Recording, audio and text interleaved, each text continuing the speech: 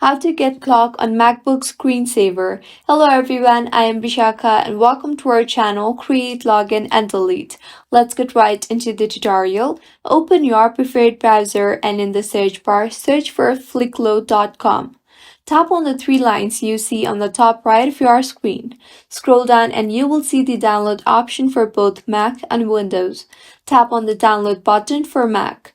Your download will begin. Once downloaded, launch the Flicklo app. You will receive a pop-up. Tap on the flicklo.saver option and install the file. Once done, you will be led to desktop and the screensaver option. Scroll down and you will see the screensaver we just downloaded. Tap on that and now tap on Show Screensaver after drop down and select the time frame of when you want to show the screensaver. You can select from 1 minute to 1 hour. Once done, tap on Screensaver options. Select the time format of how you want to see the time. You can also adjust the scale and the brightness.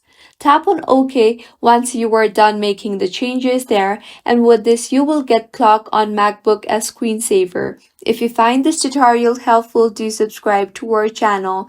Thank you for staying with us until the end.